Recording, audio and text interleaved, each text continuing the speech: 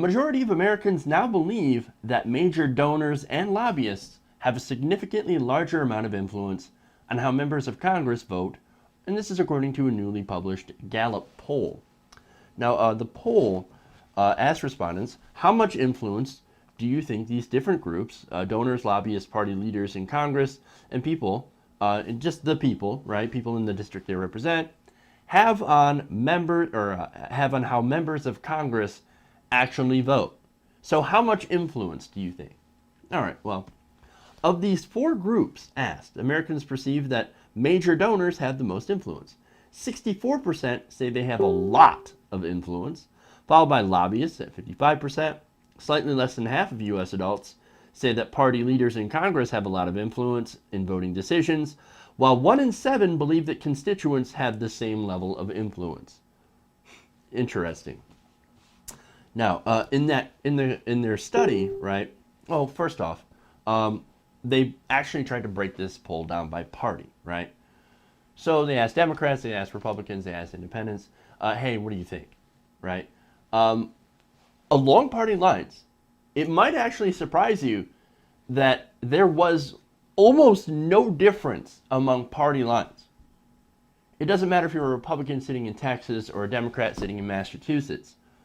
You're more likely to think that major donors and lobbyists have more influence on Congress than you do.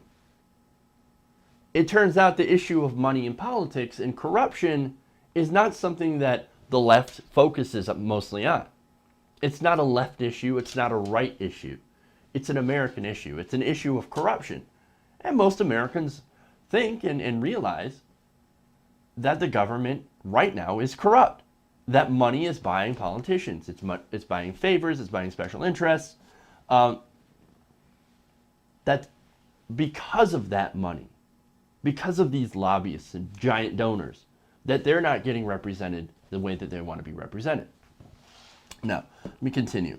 In the current study, Gallup writes, perceptions to the extent to which each of the four groups has a lot of influence are unrelated to party identification, as I point out. Similar percentages of Republicans, Independents, and Democrats say that each of the four groups has a major influence on congressional voting. Now, it also found that people who know more about the system, know more about how politics actually works, are even more convinced that their views on legislation doesn't count. So let me break that down. Let me give you the numbers on that. First off, people who are very knowledgeable, 78% of them say, yes, major donors have much more influence on how Congress votes.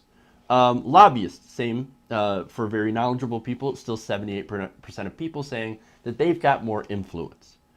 Party leaders in Congress, people who are very knowledgeable, 59% of them, just over half, think that party leaders have more influence on how Congress votes. And finally, 8% of people say that very knowledgeable people say that people that are in the district that Congress represents, or their senator or House member, they represent them, the people. Okay. Somewhat knowledgeable is a little bit different. 75% say major donors, 62% say lobbyists, 49% say party leaders in Congress, and 13% say people in the district that they represent have more influence. Now let's go to not very knowledgeable. 49% still believe, almost half, 49% say that major donors have more influence on what Congress votes on. 40% say lobbyists, 36% say party leaders in Congress, and 18% say that Congress represents the people in the district, that those people have more influence. Okay. So basically, Gallup kind of breaks it down by saying those who are the most knowledgeable are more likely than less knowledgeable Americans to say major donors, lobbyists, and party leaders in Congress have a lot of influence on voting decisions. By contrast, only 8% of the most knowledgeable versus 18% of the least knowledgeable believe that the people in members' districts have the same level of influence. The data confirms the same basic patterns found in previous research, showing that the most knowledgeable Americans are the most negative about Congress. That kind of explains why I'm always doing horrible news and saying horrible things about Congress. Because I know how the system works. I know that the system is fucked up, that it's broken, that politicians are bought en masse by corporations and wealthy donors. So of course I'm going to have a more negative opinion.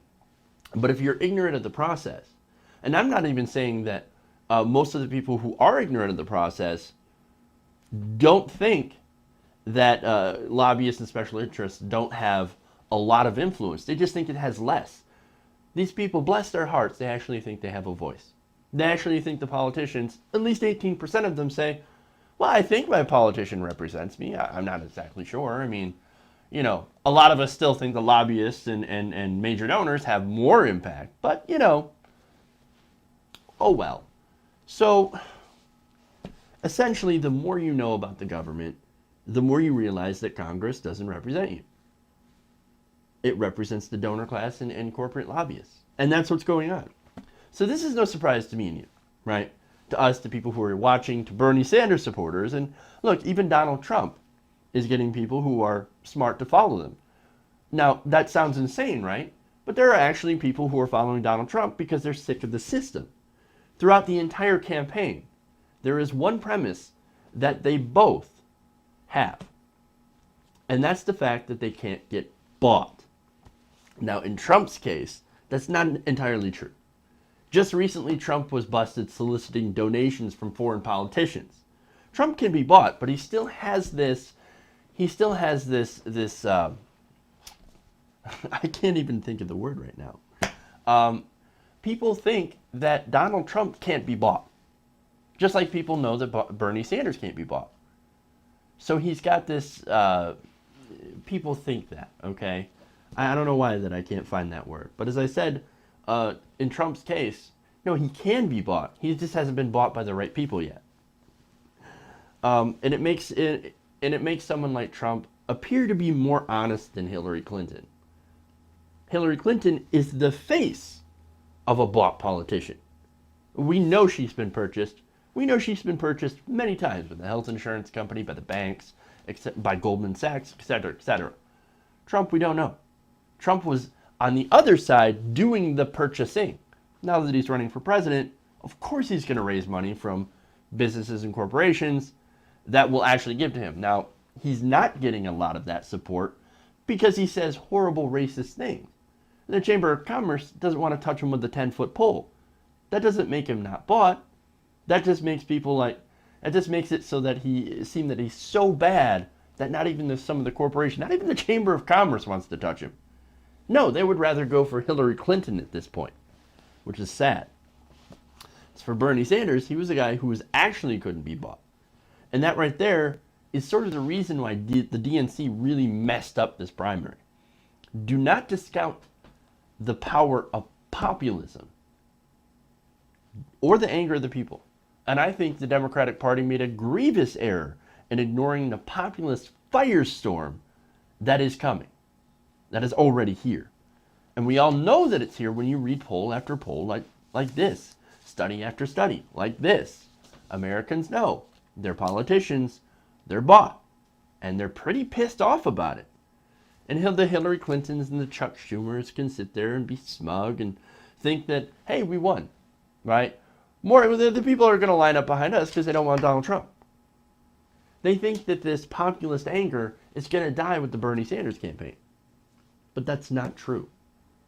Because in doing so, they deeply underestimate the power of change. And they deeply underestimate all of us. Make no mistake about it. There is a revolution afoot. You can either be part of it or not.